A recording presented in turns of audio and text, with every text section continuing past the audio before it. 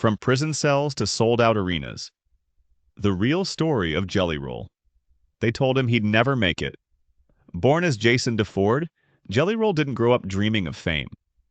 He grew up surrounded by chaos, poverty, broken homes, and streets that offered only two paths: survive or disappear. By the age of 14, he was already in trouble with the law. By his late teens, he'd been in and out of jail. Prison cells became more familiar than classrooms. Hope? That felt like a luxury he couldn't afford. Music wasn't a career plan, it was an escape. In prison, Jelly Roll started writing lyrics. Not to impress anyone, but to stay sane. He wrote about addiction, regret, violence, love, and the pain of knowing you've messed up your own life. When he got out, nothing magically changed.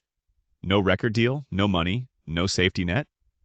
He slept in cars, crashed on couches, recorded songs in tiny rooms with cheap equipment. While the world ignored him, he kept releasing music. Not chasing trends, but telling the truth. And slowly, something happened. People started listening, not because the songs were polished, but because they were real.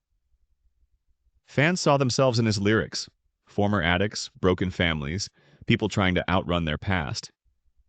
Years went by. No overnight success, no shortcuts. Then one song exploded, then another. And suddenly, the same man society had written off was selling out arenas.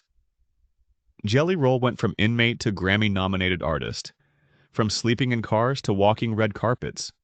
From being told he'd never be anything to becoming a voice for millions who felt invisible. But here's the most powerful part of his story. He never pretended his past didn't exist.